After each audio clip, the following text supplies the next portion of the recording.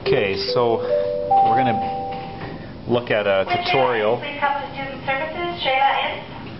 for creating Excel graphs. And just to begin with, for each of the questions that you present, it would be appropriate for you to create an Excel graph. Just recording that tutorial here. So. All right. And so I've got the camera going. Pretty sweet. Okay. All right. So to start with, if your question was, what grade are you in? If that's the question that you asked. If that was your question, and your results, and your question asked grade 10, grade 11, grade 12, or other, and if you responded and you ended up with the 10 people that you surveyed, and you responded up with 3 people responding with grade 10, 2 people responding grade 11, 4 people responding with grade 12, and 1 person responding with a different grade, then you would attempt to plot that. So this becomes your data table. And so we're going to enter this data table into Excel, and we'll see what we end up here with as a graph. So to begin with, just go to Microsoft Office and find Excel on your computer and open up Excel. When you get into Excel, you will see a spreadsheet. If you've used Excel before, you'll probably be familiar with this. If you haven't used it before, it is really quite simple to use, and there's something called a chart wizard that will help you with this. So just find the first cell. Will the following students report to the main and office? enter the grade. Justin Eben, Cody Lupke, Donovan Davison, and Tasha Olderness report to the office. So your first response could have been grade 10. Your second response could have been grade 11. Your third response grade 12. And your fourth response was other.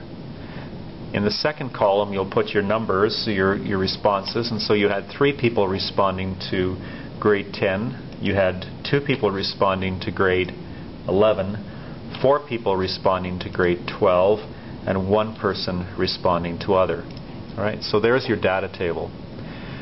You'll left-click on the A1 box and just drag over to the B4 box.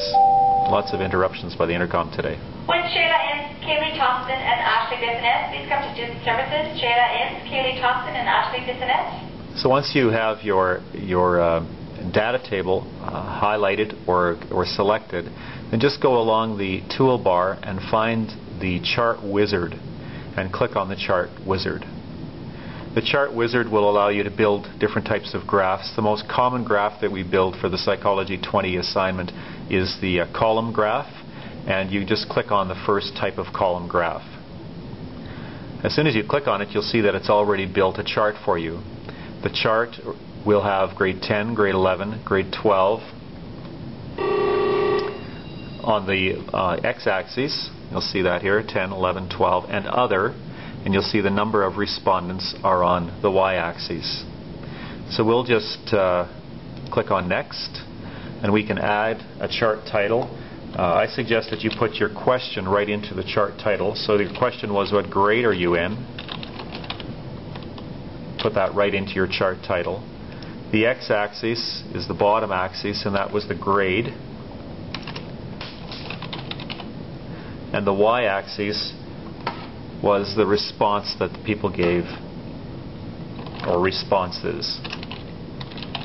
Number of responses, I guess, would work too. All right, so we'll go to next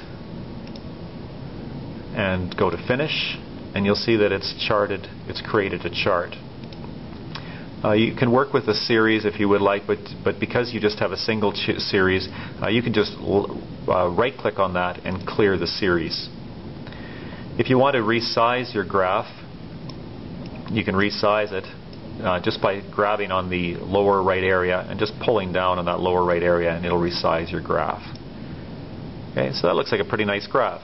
It shows us that the majority of students that responded to your survey were in grade 12. Second most were in grade 10, grade 11, and you did have some people that responded with other. So if you did this for each of the questions, you would have a good interpretation of your research project. One last thing that you could do is you could right-click and copy your graph.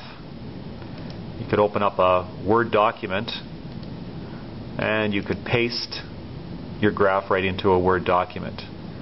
Go up to File and Print Preview, and that's the size of your graph. That's what it will look like, and that's a pretty nice size to fit onto your poster board.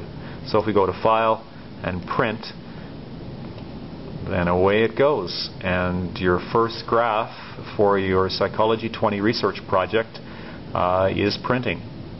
If you have a color printer at home, you can do exciting things with that. If you wanted to work with different types of graphs, you can explore with it. But this is the basic graphing tool and charting tool that I need you to do for each of the questions that you have for your Psychology 20 research project. All right, if you have any questions, remember you can email me, and I'll get back to you as soon as possible. Thanks, and good luck with your graphing.